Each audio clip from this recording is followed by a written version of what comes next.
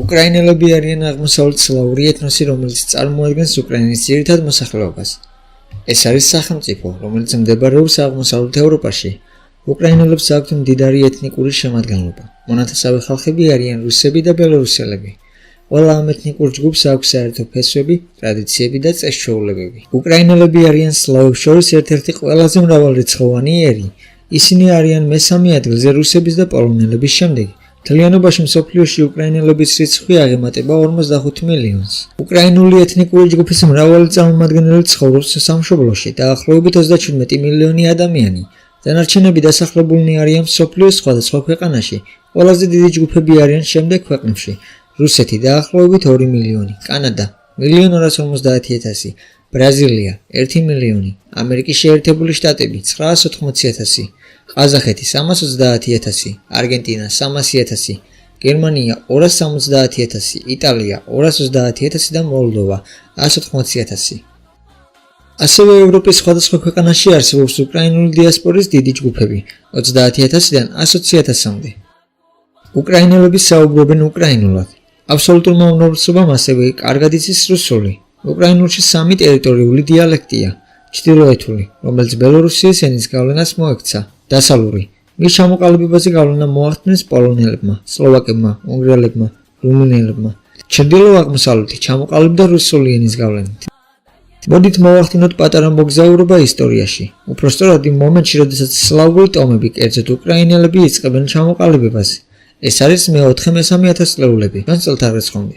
სწორედ მაშინ მოხდა ევროპელი ხალხების ეთნიკური დემარკაცია. სლავური მასა გამოირჩევა ზოგადი გარემოდან. მიუხედავად ენების მსგავსებისა, სლავური ხალხები საკმაოდ განსხვავდებიან ერთმანეთისგან. ეს ეხება დაჟე ანთროპოლოგიურ ტიპსაც. ეს გასაკვირი არ არის, რადგან ისინი სხვადასხვა ტომებში შეერივნენ. ასეთი შედეგი მიიღეს შერეული წარმომავლობით. თავდაპირველად სლავებმა და მათმა ენამ ძალიან შეზღუდული ტერიტორია დაიკავეს. მეცნიერთა აზრით იგი ლოკალიზირებული იყო დუნაის შუა დინებაში. ხოლო მოგვიანებით სლავები დასახლდნენ თანამედროვე პოლონეთისა და უკრაინის რეგიონებში, ბელორუსიასა და სამხრეთ რუსეთში. სლავების შემდგომი გაფართოება გვაძლევს პასუხს უკრაინელი ხალხის წარმოშობაზე. მე-4-მესამე საუკუნეებში სლავური მასები გადავიდა ცენტრალურ ევროპაში და დაიკავეს მდინარეების ვისტულა, ოდერი და ელბას აუზები. ჩვენ წელთაღრიცხვით მე-5 საუკუნეში სლავები გამოჩნდნენ თანამედროვე უკრაინის ტყეებში და უფრო სამხრეთით დონის რეგიონში. აქ სლავებმა წარმატებით დაიპყრეს ირანელი ტომები, სკიფები და სარმატები და დააარსეს დასახლებები, რომელთგან ერთ-ერთი იყო კიევი. ამ მომენტში შეინიშნება სლავური მოსახლეობის სწრაფი ზრდა, რამაც გამოიწვია დიდი ტომთაშორისი გაერთიანების ანსკის კავშირის გაჩენა. სწორედ მის შუაგულში ჩნდებიან უკრაინელები. ამ ხალხის წარმოშობის ისტორია მჭიდროდ არის დაკავშირებული სახელმწიფოს პირველ პროტოტიპთან. მე-5-მერვე საუკუნიდან უწყვეტი ბრძოლა მიმდინარეობს აღმოსავლეთ სლავებსა და მომთაბარე ტომებს შორის, თუმცა მტრობის მიუხედავად ეს ხალხები იძულებულნი იქნებიან მომავალში მხარში ამოუდგნენ ერთმანეთს. ამ პერიოდისთვის სლავებმა შექმნეს 15 დიდი ტომთაშორისი გაერთიანება, რომელთგან ყველაზე განვითარებული იყო მდელოებში და ილმენის ტბის მიდამოებში მცხოვრები სლავები. სლავების გაძლიერებამ განაპირობა ის, რომ ისინი გამოჩნდნენ ბიზანტიის მიწებში. სწორედ იქიდან გვაქვს პირველი ინფორმაცია რუსების შესახებ. ამიტომ უკრაინელებს, ბელორუსებს და რუსებს უწოდებდნენ რუსებს.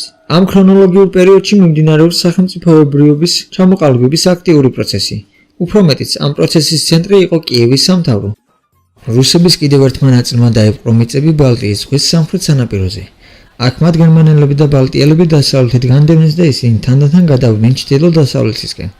აღმოსავლეთის სლავების ამ ჯგუფს უკვე ჰყავდა მთავრები და მუდმივი ჯარი და პრაქტიკულად ერთი ნაბიჯი იყო სახელმწიფოს შექმნამდე. მე-9 საუკუნის ბოლოს აღმოსავლეთ სლავების სახელმწიფო ორგანიზაციის დონე ჯერ კიდევ დაბალი იყო.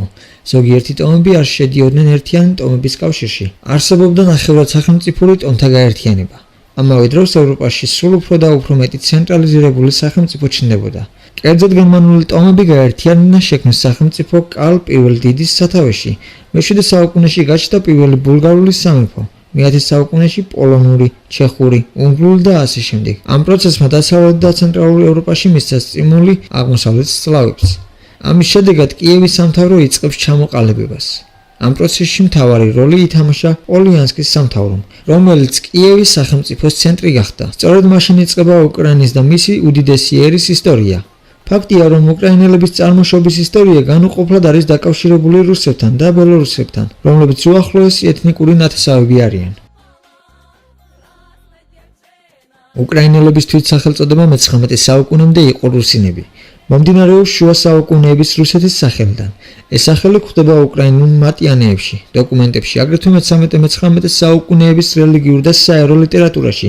ლათინურ ტექსტებში რუსინები, რუსები ხშირად აღირიცხებოდა როგორც რუთინები, ხოლო ბერძნულ წყაროებში როსიანამები. იმდროინდელ ლიტერატურაში რუსინებს უპირისპირდებოდნენ ლიტვა და მოსკოვი. მე-16-19 საუკუნეებში სახელწოდების რუსების პარალელურად უკრაინელებს კაზაკებს უწოდებდნენ. ეს განპირობებული იყო იმით, რომ უკრაინა იყო კაზაკთა საკუთრების ცენტრი მე-17 საუკუნის ბოლოდან მე-19 საუკუნის ბოლომდე.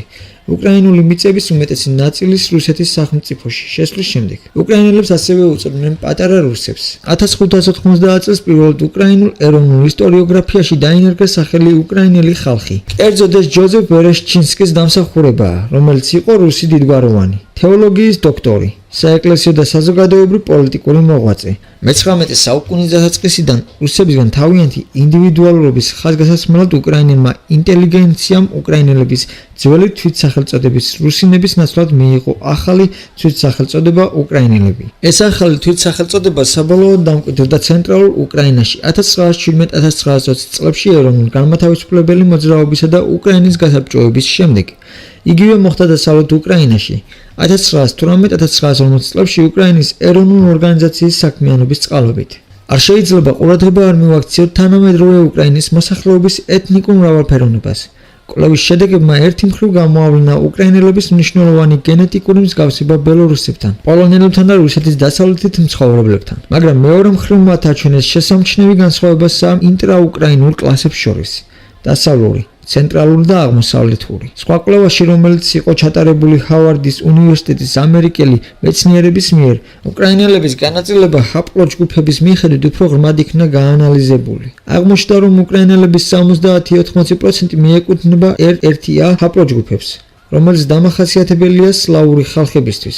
უკრაინელების სხვა ჰაპლო ჯგუფები განაწილდა შემდეგნაირად, მათგან 3 ერთდროულად: დასავლეთ ევროპული, ბალკანური და ფინო-უგრიული. თითოეულს ყავს დაახლოებით 7% წარმომადგენელი და დასავლეთ აზიურ ჰაპლო ჯგუფებს ყავს დაახლოებით 5% წარმომადგენელი. ეთნოგრაფები ამტკიცებენ, რომ პეჩნეგებმა, ყივჩაღებმა და თათრებმა უნიშნელო როლი ითამაშეს უკრაინელების გარეგნობის ჩამოყალიბებაში.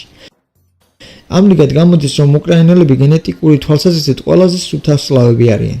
შედარებისთვის, მაგალითად, რუსებს შორის ეს ჰაპლო ჯგუფები შეინიშნება მხოლოდ 45-50% მოსახლეობაში, ხოლო პოლონელურ მოსახლეობაში მხოლოდ 30-35% შორის. ანთროპოლოგიურად უკრაინელები კავკასიურ ადრიატიკის რასას მიეკუთვნებიან. ზოგიერთი მეცნიერი ამტკიცებს რასობრივ განსხვავებას ეთნოჯგუფებში და ყოფს მათ 3 ეტაპად: უკრაინული, ვოლინსკური და გალიცია პოდოლსკური. განსხვავებები განისაზღვრება სიმაღლის, თვალებისა და თმის ფერის განსხვავებით. სხვა მეცნიერები აშკარად ყოფენ უკრაინელ ხალხს ორ ძირითად ტიპად: ადრიატიკულად და ალპურად. ამავე დროს ეთნოგრაფების უმეტესობა ვერ პოულობს მნიშვნელოვან განსხვავებას და საუბრობს მოსახლეობის ერთგვაროვნებაზე. უკრაინის ძირითად მოსახლეობას სხვა სლავურ ხალხებთან ერთად აქვს სლავური ხალხებისთვის დამახასიათებელი გარეგნობა, გამოირჩევიან მაღალი სიმაღლით და კარგი ფიზიკური აღნაგობით. უკრაინელი მამაკაცები ყოველთვის გამოირჩეოდნენ თავიანთი ძლიერი და დიდი ფიგურებით. ჭარბობს ხერათმიანი ტიპი ღია თვალებით, მაგრამ ზოგიერთ რაიონში გვხვდება შავთმიანი და ყავისფერ თვალება ხალხი. უკრაინელი გოგონები თავიანთი მიმზიდველობით გამოირჩევიან მთელ მსოფლიოში. ისინი არიან დიდ თვალება, ქერა გოგოები, ხიარული და სიცოცხლით სავსე ღიმილით. შუა საუკუნეებში უკრაინაში ფართოდ იყო გავრცელებული მრავალშვილიანი ოჯახები, რომელთა წევრები ერთ ჭერქვეშ ცხოვრობდნენ. მამის სიტყვა გადამწყვეტი იყო. უკრაინელების ხალხური სამოსი სხვა სლავური ხალხების ეროვნული სამოსის მსგავსია. უკრაინელები აღნიშნავენ ყველა სლავურ წარმართულ დღესასწაულებს და ასევე ყველა ქრისტიანულს. წლის განმავლობაში დღესასწაულების შთამბეჭდავი რაოდენობა გროვდება. უკრაინის ტერიტორიაზე გავრცელებული კარგი კლიმატური პირობები ხელს უწყობდა მის სამზარეულოს სიმდიდრეს და მრავალფეროვნებას. შუა საუკუნეებში უკვე ცნობილი იყო ბევრი გემრიელი კერძი, რომლითაც განთქმული იყვნენ ადგილობრივი მზარეულები. უკრაინელები განთქმულნი არიან სხვადასხვა ალკოჰოლური სასმელების მომზადებით: ლუდი, კვასი, მედოუხა, ლაიქიორები და ასე შემდეგ. ასევე უკრაინელები ხდიან გარელკას. ეს არის არაყი, ეროვნული უკრაინული სასმელი. სამხრეთ რეგიონებში მზადდება ხელნაკეთი ღვინოები, სხვადასხვა ხილი და კენკრით. მასპინძლები სტუმრებს თავაზობენ მრავალფეროვან სასმელებსა და კერძებს. უკრაინელი ხალხი ცნობილია სტუმართმოყვარეობითა და გულუხობით. უკრაინელები არიან საოცარი ხალხი, მდიდარი კულტურით და უძველესი ისტორიით.